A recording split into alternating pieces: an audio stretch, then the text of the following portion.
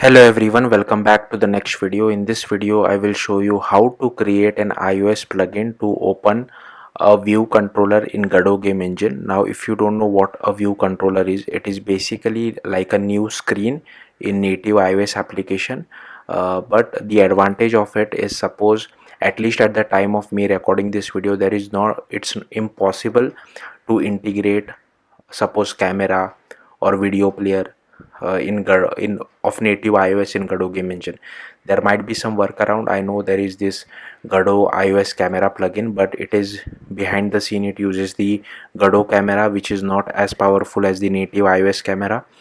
So that's just one example. Or if you have a native iOS application developer who already has written some code, or there is some library which you want to use, so that iOS or Swift library which you want to use, which is not possible to directly use it inside a plugin and you require a view controller for it, this could be a great option. We'll keep the view controller things simple. Like we will just display one label and a button, a UI label and a UI button. You can also integrate Swift UI inside your view controller if you want to.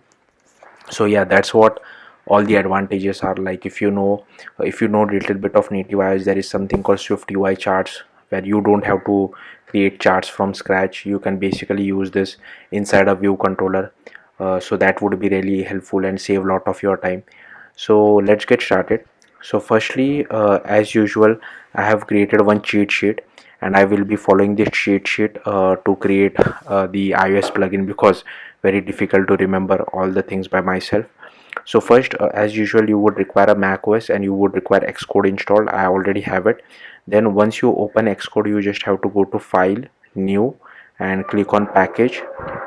Now I have already created one empty Godot folder. You can, if you want, you can create it, because there will be three separate projects.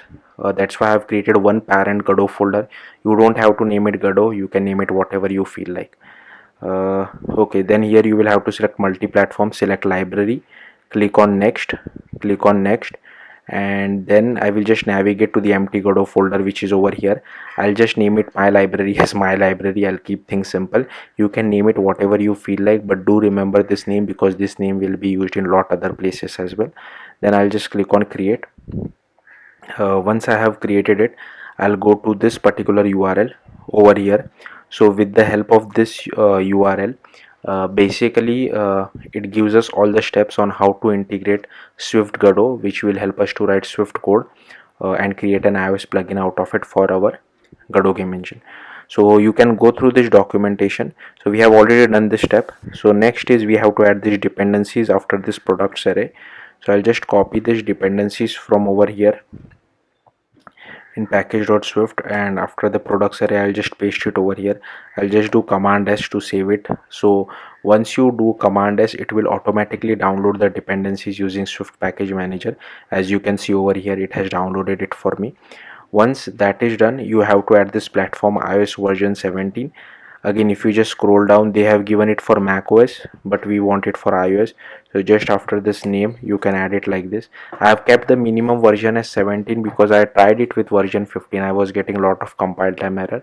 I think the minimum version supported by Swift Godot is version 17, but yeah, you can check on that. Then we have to add this type dynamic as well. So again, this is part of my cheat sheet. Just copy this.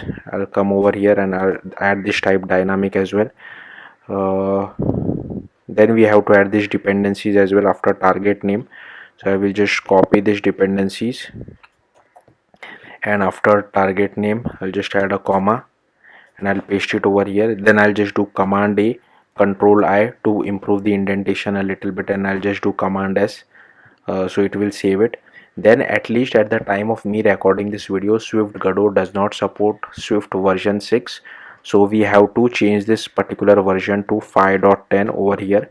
But just check once whenever you are watching this video. I think by that time Swift Godot might support Swift version 6, so you don't have to do this change. Again, just do command S. Then we will actually have to write this code inside our my library.swift. So I'll just open it over here.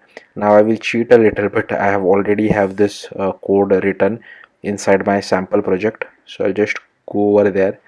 Don't worry too much about this. I'll explain it to you what exactly we are doing. I'll just copy this and I'll paste it over here. So firstly we are importing UI kit because we need to get hold of our root view controller and then navigate to the second view controller. Here is this is boilerplate code which you have to write for Swift Godot. Again, this should be your own library name. If you are seeing lot of errors, something like this, there could be more errors. Ignore these errors because Swift Godot does not play nicely with Xcode. Then here I have created one class called my library and annotated with @Godot. So we will be using this my library name on GD script side as well. You should write your own library name. We don't really need this signal. If you want, you can use it. I don't need it. I'll just comment this out. Then I have created a method called openViewController and annotated with @callable because we need to call this method from GD script side. And here inside that you can see that we are getting hold of our root view controller. So this is the code for getting hold of our root view controller. Then here we are initializing our second view controller. Now we have not created this file. We'll create it. You can name it whatever you feel like, but just for simplicity sake I have named it as second view controller. And then we just do second view controller dot model presentation style is equal to full screen. Okay, and then we just do root view controller dot present, pass our second view controller, animated is true and completion is nil. So yeah, that's it. Okay, next we have to create this particular file. So just copy the name and I will just right click, new empty file. I'll name it as second view controller. Now again I'll just go back to my practice project and I'll just copy the code. So again I have kept things simple, but you can have some complex logic inside your view controller as well if you want to. So here is our second view controller which extends from UI view controller, and inside the view did load all I have done is that I have created one UI label of text I am a test label, and here I have created a UI button and I have set some go back as well. Now I know you can create a label and a button inside Godot game engine as well, but that's not the point. If you are trying to integrate native iOS camera or a Swift UI charts, this UI view controller would be very helpful, because doing that inside a Godot scene is extremely difficult, at least at the time of me recording this video. So here I have created a button and assigned one click listener to the button as well, and on click of it we are just dismissing it and coming back to the original screen. So yeah, that's it. I have just assigned some frames, some center, title color, background color as well. So, and we also need to add our button to our parent view, same for our label as well. Okay, so yeah, that this is done. Then let's see. Again I'll just close these two files. Then what I'll do is, in the meantime, I will just open this entire Godot folder which I had inside VS Code, because I need to create few files uh, which I find it difficult to do via Xcode. So here is our my library folder. If you are comfortable, like the next step, basically what we have to do is you have to copy this URL. Okay, open it inside browser, and we have to create this build.sh file. Now if you are comfortable creating this build.sh file from Xcode, go ahead. I'm not comfortable doing that, so I'll just create it via VS Code.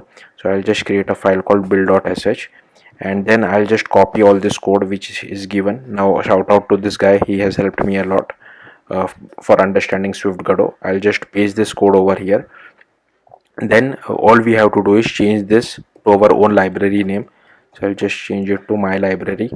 Okay, and there is one more thing which we have to add.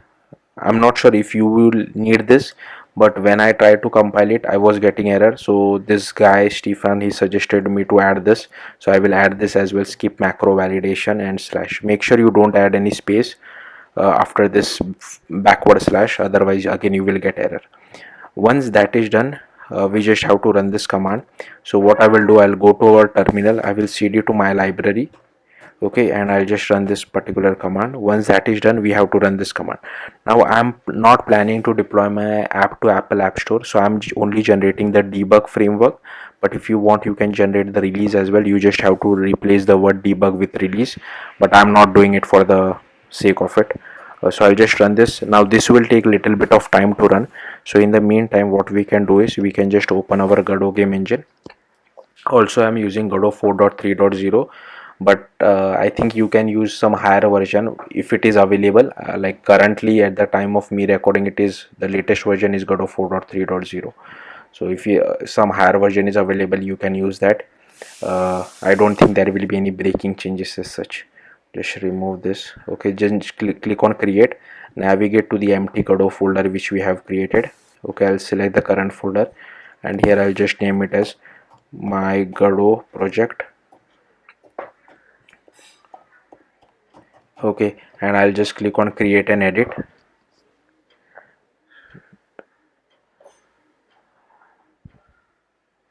So let's just wait. Now it has created the folder. Search first, go to project, go to export, click on add iOS, click fix import. Here you will have to enter your app store team ID. I will enter mine later on, but make sure you enter it now. To get your app store team ID, you can just go to this particular URL. So this is, it will tell you how to get your app store team ID.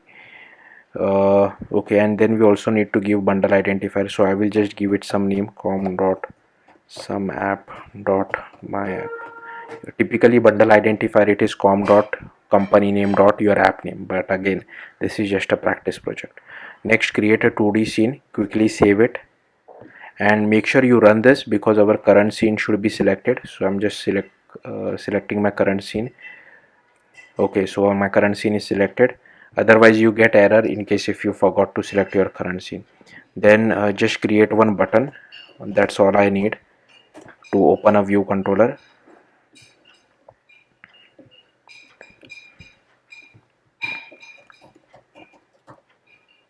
I'll just create it. Theme override, font size, change the font size to 40. Okay, I'll just save it again. Make sure you save it because there is no automatic saving in, I think, Godot Game Engine. I'll just click on create a script, then I'll go back to our button. I'll go to node, I'll attach this press signal of our button. I'll cheat a little bit. I'll go back to my practice project because I need to copy some code. This is the practice project. I'll open it over here. I'll just need to copy this, go back to Godot Game Engine, paste it over here. So this is the variable which will help us to initialize or keep the reference of our library. Now to initialize it, again I'll just copy this. Okay, and I'll paste it over here. So here you can see this is our library. Again, this should be your own library name as well as over here. So here we are initializing it, and on press of our the button we just do open our view controller. So we can do something like this. Okay, that's it. This was the method name which I defined it on our plugin side over here, as you can see. Okay, so this is done. Again, I'll just close these two files. Next we have to create a bin folder. If you want, you can create it from Godot Game Engine, but I'll just create it from VS Code inside our Godot project. So I'll just create one bin folder, and inside that we have to create this my library.gd extension. Again, this should be your own library name. So if you open this from Godot Game Engine, like Godot does not support .gd extension out of the box. I guess there might be some workaround. That's why I'm trying to click on it. It is not opening it for me. That's why I'm just using VS Code. Now inside this particular file, we just have to write this bit of code. So just copy this and paste it over here. Now again, like I mentioned, if you're generating release framework, you have to replace release over here as well as over here, but for me it is just debug. Now if I go to my terminal, here you can see this was also succeeded. So what I can do is I can just go back to my Godot folder. I can go to our library, go to bin, go to iOS, and copy these two folders. I'll just copy this, and I will go back to my Godot project, go to bin, and I'll just paste it over here. Okay, so this is done. I think so that should be it. Yeah, now let me quickly add my app store team ID. Okay, so I have added my app store team ID. Again, what I'll do is I'll just go back to my Godot folder, and here inside that I will create one iOS folder because we need to export the iOS project from Godot Game Engine. So because there will be lot of files and I don't want to get confused. Again, make sure you save everything before you export. Just go to project, export, and here is our export project visible. So I'll just click on it. I'll go back to the iOS folder which I have created. You can name it whatever you feel like. I'll just click on save. Now this will again take a little bit of time, so let's just wait for this. Okay, so as you can see, my project export was successful. Now I will just go to the iOS folder, double click on this .xcode proj file. It will automatically open it inside Xcode for you. Now we'll have to, I'll just run this on a real device. You can't run it on a simulator because there are a lot of that Vulkan issues, graphic issues, which even I don't really understand. Let me mirror my device.